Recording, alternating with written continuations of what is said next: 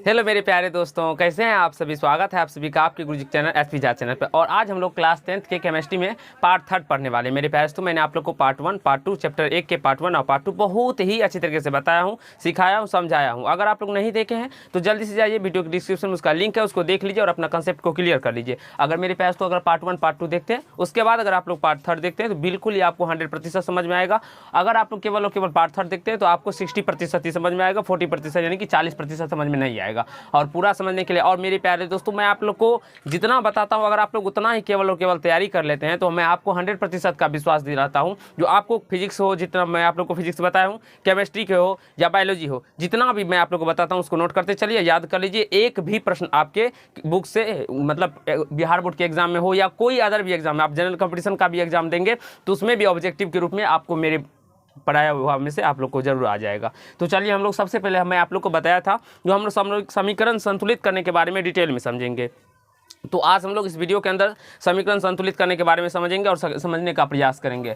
तो चलिए समझते हैं। हमने 4 एग्जाम्पल तो कर लिए थे, आज हम लोग 5 नंबर एग्जाम्पल से करेंगे। तो मेरे प्यारे दोस्तों, मैंने आप लोग को बताया था जो किसी भी समीकरण को संतुलित करने के लिए हम क्या करते हैं, तो उसकी परमाणुओं की संख्या को, दाईं ओर की परमाणु संख्या और बाईं ओर की परमाणु संख्या, सारे तत्वों की परमाणु संख्या को क्या करते हैं, समान करते हैं। तो यहाँ से अगर हम लोग देखते हैं तो एल्युमिनियम की परमाणु संख्या कितनी है। सबसे पहले हम लोग समीकरण को लिख लेंगे यहाँ पे। तो समीकरण लिख लेते हैं +H2SO4, ठीक है, ये समीकरण लिख लेंगे।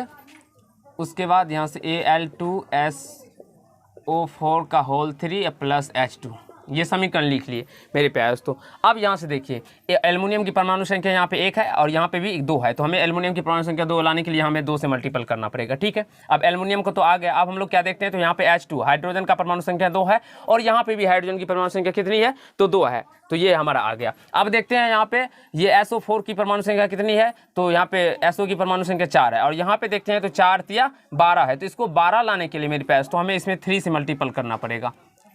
इस SO4 की परमाणु SO को, यानी कि SO4 यानी कि ये कितना हो जाएगा, SO का परमाणु संख्या 4 तिया 12 आ जाएगा। तो इसकी परमाणु संख्या 12 लाने के लिए हमें क्या करना पड़ेगा मेरे पास, तो यहाँ से आप लोग देख सकते हैं जो 3 से मल्टीपल करना पड़ेगा, या आप लोग S को भी 3 से, S का कितना हो गया, 3 हो गया और ये 4 तिया 12 हो गया। तो यहाँ से आप लोग देखिए तो 4 तिया 12 आ जा रहा है। लेकिन मेरे पास तो आप लोग देखिएगा यहाँ पे तो ये क्या आ रहा है, 3 यानी कि 6 आ रहा है। हाइड्रोजन की परमाणु संख्या कितनी आ रही है, यहाँ पे 6 आ रहा है और यहाँ पे तो 2 ही है। तो इसको 6 करने के लिए यहाँ पे आपको 3 से मल्टीपल करना पड़ेगा।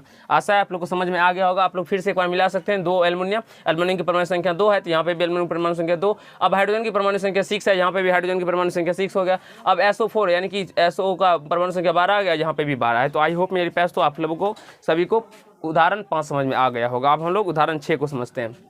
सबसे पहले इसका हम लोग लिख लेंगे समीकरण को और +HNO3, और यहाँ से मेरे प्यारे दोस्तों CaNO3 का होल 2 प्लस H2O, ये लिख लिए समीकरण। आप संतुलित करते हैं। यहाँ से कैल्शियम का परमाणु संख्या 1, यहाँ पे भी परमाणु संख्या 1। अब यहाँ से देखिए, अब हम बात करें मेरे प्यास तो OH की परमाणु संख्या कितनी है, तो यहाँ से हाइड्रोजन 2 है और यहाँ पे हाइड्रोजन 1 3 है। तो यहाँ पे देखिए हाइड्रोजन 2 ही है, तो हमें तो 3 तो लाना होगा। तो चलिए पहले इसको छोड़ते हैं। यहाँ पे देखिए NO3 कितना है, तो NO3 मेरे प्यारे दोस्तों ये कितना है, 6 है। तो 3 को 2 से मल्टीपल कर देते हैं, तो 6 है। तो 6 लाने के लिए NO3 को क्या करना पड़ेगा, यहाँ पे देखिए NO3 कितना है, तो यहाँ पे 3 है। तो 6 लाने के लिए हमें 2 से मल्टीपल करना पड़ेगा।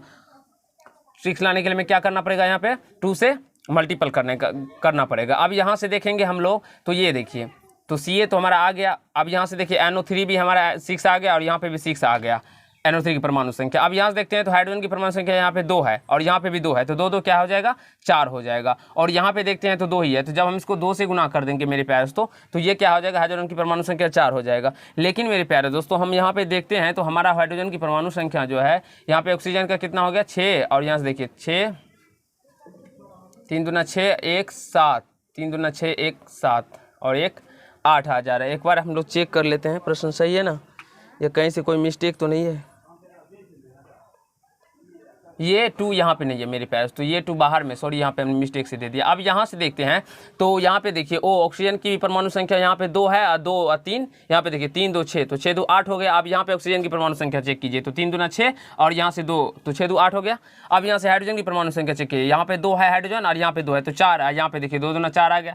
फिर Ca कैल्शियम का परमाणु संख्या 1, यहाँ पे भी 1 आ गया। अब NO3 को देखिए, तो NO3 कितना है, 6 है, यहाँ पे भी देखिए 3 2 6 है। तो आई होप मेरे प्यारे दोस्तों ये क्या हो गया, तो समीकरण संतुलित हो गया। अब हम लोग इसको समझने वाले हैं। 7 नंबर को। यहाँ से देखिए एल्युमिनियम सबसे पहले लिख लेते हैं हम लोग समीकरण CuCl2, उसके बाद Al और Cl3 प्लस Cu। अब मेरे प्यारे दोस्तों एल्युमिनियम की परमाणु संख्या 1, यहाँ पे भी 1 है। अब यहाँ से देखिए Cl की परमाणु संख्या 3 है और यहाँ पे Cl की परमाणु संख्या क्या है तो 2 है। तो 3 और 2 तो कभी एक हो नहीं सकता है। तो इसको बराबर करने के लिए हमें क्या करना पड़ेगा, इसका एलसीएम लेने पर। तो 6 लेंगे, तो 6 लेने पर ये क्या हो जाएगा, तो इसको हम लोग 6 लाने के लिए हमें 3 से मल्टीपल करना पड़ेगा और इसको 6 लाने के लिए 2 से मल्टीपल करना पड़ेगा, तभी नहीं है 3 2 6, यानी कि 3 को 2 से गुना करने पर 6 आएगा। तो ये 6 आ गया और यहाँ पे भी 6 आ गया। लेकिन मेरे प्यारे दोस्तों आप लोग देखेंगे तो यहाँ पे 3Au हो गया, यानी कि कॉपर की परमाणु संख्या कितनी होगी तो 3 हो गई। यहाँ पे 2 ही है तो यहाँ पे 3 से मल्टीपल करना पड़ेगा। अब देखते हैं तो एल्युमिनियम की परमाणु संख्या यहाँ पे 1 है और यहाँ पे एल्युमिनियम की परमाणु संख्या 2 से गुना है तो 2 हो गया, तो इसको भी यहाँ से 2 से गुना करना पड़ेगा। अब एल्युमिनियम की परमाणु संख्या यहाँ 2 हो गया, कॉपर की परमाणु संख्या 3 हो गया और क्लोरीन की परमाणु संख्या 6 हो गया। एल्युमिनियम की 2 हो गया, क्लोरीन का 6 हो गया और कॉपर का 3 हो गया। आई होप मेरे प्यारे दोस्तों आप सभी को समझ में आ गया होगा और क्लियर हो गया होगा, कहीं से कोई दिक्कत समस्या नहीं हुआ होगा, समझ गए होंगे। अब हम समझने वाले हैं जो रासायनिक अभिक्रिया को कैसे हम लोग उसको रासायनिक समीकरण में बदलेंगे और उसका कैसे हम लोग उसको संतुलित करेंगे। चलिए तो यहाँ से देखिए मेरे पास तो हाइड्रोजन और ऑक्सीजन के बीच अभिक्रिया से जल बनता है। तो जब हम लोग हाइड्रोजन और ऑक्सीजन को ऐड करने पर ये क्या बनेगा तो जल बनेगा, H2O बनेगा। ये हमारा इक्वेशन है और आपसे पूछा जाता है जो हाइड्रोजन ऑक्सीजन के संयोग से क्या बनता है, नहीं बनता है, और आपके एग्जाम में बिल्कुल ही पूछा जाएगा। तो आप लोग इसको याद रखना होगा, जो हाइड्रोजन ऑक्सीजन के संयोग से क्या बनता है तो जल बनता है। ये भी एक प्रकार का क्वेश्चन हो गया आप लोगों के लिए और ये आप लोग समीकरण को संतुलित करने के बारे में भी सीख जाएंगे। अब हम यहाँ पे देखते हैं तो हाइड्रोजन की परमाणु संख्या 2 है मेरे प्यारे दोस्तों और प्लस O2 इक्वल टू क्या है H2O। देखिए तो हाइड्रोजन की परमाणु संख्या 2 है, यहाँ पे भी 2 है, चलिए ठीक है। यहाँ पे ऑक्सीजन की परमाणु संख्या 2 है, यहाँ पे ऑक्सीजन की परमाणु संख्या 1 है, तो इसको 2 लाने के लिए यहाँ पे 2 से मल्टीपल करना पड़ेगा, तभी नहीं ये ऑक्सीजन की परमाणु संख्या 2 होगी ना। अब यहाँ पे ऑक्सीजन की परमाणु संख्या 2 हो गया तो यहाँ पे हमें क्या करना पड़ेगा, देखिए लेकिन हाइड्रोजन की परमाणु संख्या कितना आ गया, 4 आ गया। तो यहाँ से हाइड्रोजन की परमाणु संख्या हमें 4 लाने के लिए यहाँ पे 2 से मल्टीपल करना पड़ेगा। अब यहाँ से देखिए हाइड्रोजन की परमाणु संख्या 4 आ गया और यहाँ पे भी हाइड्रोजन की परमाणु संख्या 4 है। अब ऑक्सीजन की परमाणु संख्या यहाँ 2 है और यहाँ पे भी ऑक्सीजन की परमाणु संख्या 2 है। तो ये हमारा जो इक्वेशन है ये संतुलित हो गया। आई होप मेरे पास तो आप सभी को क्लियर हुआ होगा, कहीं से कोई प्रॉब्लम नहीं हुआ होगा। अब हम लोग समझते हैं एग्जाम्पल नंबर 2 को। जब कार्बन को वायु की पर्याप्त मात्रा में जलाने पर कार्बन डाइऑक्साइड गैस बनती है। पर्याप्त मात्रा में जब C को प्लस O2 करेंगे, यानी कि C कार्बन को ऑक्सीजन की मात्रा में जलाएंगे, क्या करेंगे, जलाने पर ये कार्बन डाइऑक्साइड का निर्माण करता है। और देखेंगे मेरे पास तो यहाँ पे इसको समीकरण को पहले लिख लेते हैं हम लोग, ठीक है। और जब आप लोग देखेंगे तो कार्बन की परमाणु संख्या यहाँ पे 1 है और यहाँ पे भी 1 है, यहाँ पे O2 है, ऑक्सीजन की परमाणु संख्या 2 है और यहाँ पे ऑक्सीजन की परमाणु संख्या 2 है। तो ये हमारा संतुलित ही है, तो इसको हम लोग वैसे का वैसे लिख देंगे। आई होप आप सभी को क्लियर होता होगा और कहीं से कोई समस्या नहीं होता होगा। अब देखिए आगे कह रहा है कार्बन को वायु की अपर्याप्त मात्रा में, ठीक है, अपर्याप्त मात्रा में जलाने पे क्या बनता है तो कार्बन मोनोऑक्साइड गैस बनती है। तो जैसे कार्बन को वायु की अपर्याप्त मात्रा में जलाइएगा तो ये क्या बन रहा है मेरे पास तो ये बन रहा है कार्बन मोनोऑक्साइड, जिसे हम लोग CO कहते हैं, ठीक है। ये पूछा जाता है आप लोगों से, आप लोग इसको ध्यान पे रखिएगा, ठीक है।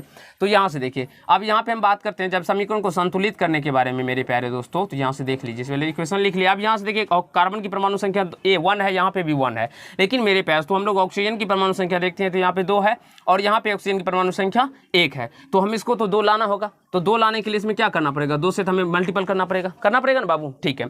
तो लेकिन अब हम जब इसको 2 से गुना कर दिए तो हम देखते हैं यहाँ पे कार्बन की भी परमाणु संख्या 2 बढ़ गया ना। तो हमें कार्बन के भी परमाणु संख्या 2 लाने के लिए यहाँ से 2 को गुना करना पड़ेगा। आई होप मेरे प्यारे दोस्तों आप सभी को एग्जाम्पल नंबर 3 भी क्लियर हुआ होगा और कहीं से कोई प्रॉब्लम या समस्या नहीं होता होगा, ठीक है।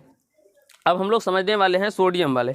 तो सोडियम वायु के ऑक्सीजन से अभिक्रिया करके सोडियम ऑक्साइड बनाता है। जैसे कि हम बात करें सोडियम, जैसे कि Na प्लस ऑक्सीजन O2 और ये क्या बनाता है तो सोडियम ऑक्साइड Na2O बनाता है। तो यहाँ से देखेंगे हमारे प्यारे बच्चों तो सोडियम की परमाणु संख्या कितनी है, 1 है और यहाँ पे 2 है, तो हमें 2 लाना पड़ेगा। 2 सोडियम की परमाणु संख्या 2 कर दिया और यहाँ से O2 इक्वल टू Na2O।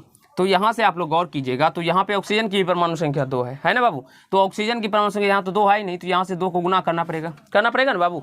जब हम 2 से यहाँ गुना कर दिए तो ये क्या हो गया, सोडियम की परमाणु संख्या 4 आ गया ना बाबू। सोडियम की परमाणु संख्या 4 आ गया, ऑक्सीजन की 2, तो लेकिन यहाँ पे तो सोडियम की परमाणु संख्या 2 ही है ना, तो इसको 4 लाने के लिए यहाँ पे हमें 4 से मल्टीपल करना पड़ेगा। अब ये जाके संतुलित हुआ, आप देख सकते हैं 4 सोडियम की परमाणु संख्या 4, ऑक्सीजन की परमाणु संख्या 2, सोडियम की परमाणु संख्या 4, ऑक्सीजन की परमाणु संख्या 2। आशा है आप लोग को क्वेश्चन यानी कि 4 नंबर एग्जाम्पल क्लियर हुआ होगा और कहीं से कोई प्रॉब्लम या समस्या नहीं हुआ होगा। अब हम लोग 5 नंबर एग्जाम्पल को समझने वाले हैं और सीखने वाले। अब यहाँ से देखिए, सोडियम धातु जल से, ये सोडियम क्या होता है, धातु होता है, मैग्नीशियम क्या होता है, धातु होता है, ये सारा धातु होता है। तो सोडियम धातु जैसे कि Na, ये सोडियम धातु को अब क्या कर रहा है, तो सोडियम जल से अभिक्रिया करा रहा है यानी कि H2O। तो जल से जब अभिक्रिया कराएंगे हम लोग सोडियम धातु को, तो ये मेरे पास, तो यहाँ पे लिख दीजिएगा वायु की पर्याप्त मात्रा में, यहाँ पे आप लोग लिख सकते हैं वायु की पर्याप्त मात्रा में, वायु की पर्याप्त मात्रा में, और यहाँ से क्या लिखिएगा, वायु की अपर्याप्त मात्रा में, क्योंकि ये अभिक्रिया जो हो रहा है ये वायु की अपर्याप्त मात्रा है यहाँ पे, ठीक है। तो ये आप लोग को लिख दीजिएगा, ठीक है। अब यहाँ से देखिए, सोडियम धातु को जल से विक्रिया कराने पे क्या बनता है, ये आपसे पूछा जाता है, या कौन सी गैस निकलती है, तो आप लोग को बताना होगा जो सोडियम को जल से विक्रिया करने पे सोडियम हाइड्रोक्साइड, जैसे कि हम लोग बात करें सोडियम हाइड्रोक्साइड का अनुसूत्र NaOH होता है, और प्लस क्या बनता है, तो हाइड्रोजन गैस बनती है यानी कि H2 बनता होता है। अब यहाँ से इसको हमें संतुलित करना होता है। संतुलित कैसे करेंगे, तो चलिए पहले हम लोग इक्वेशन लिख लेते हैं यहाँ पे, और यहाँ से इसको समीकरण को संतुलित करने के बारे में सीख लेंगे, ठीक है। तो पहले इक्वेशन लिख लिया, उसके बाद हम लोग संतुलित करते हैं। अब यहाँ पे मेरे प्यारे दोस्तों आप देखेंगे यहाँ पे, तो सोडियम की परमाणु संख्या यहाँ पे 1 है, यहाँ पे भी परमाणु संख्या 1 है। अब यहाँ पे देखते हैं तो यहाँ पे OH की कितना है, यहाँ पे देखिए हाइड्रोजन की परमाणु संख्या यहाँ पे 2 है, और यहाँ पे देखिए एक H यहाँ पे है और एक H यहाँ पे है, तो 3 आ गया ना। तो हाइड्रोजन की परमाणु संख्या तो यहाँ पे कितना है, 2 ही है, तो हमें 6 यानी कि 3 और 2 तो कभी बराबर हो नहीं सकता, तो इसको 6 लाने के लिए हमें क्या करना पड़ेगा, तो 3 से मल्टीपल कर देते हैं, तो 3 to 6 आ गया, ये 6 आ गया। और यहाँ पे भी हम क्या करेंगे, तो ये तो 3 है तो यहाँ से 2 कर दीजिए, यहाँ पे देखिए 2 दूना 4, यहाँ से इसको क्या करना पड़ेगा, 2 1 3 है, तो 3 है मेरे प्यारे दोस्तों NOH। यहाँ से देखेंगे ऑक्सीजन की परमाणु संख्या कितनी आ गई, 2 आ गए। एक बार हम लोग चेक कर लेते हैं, ठीक है।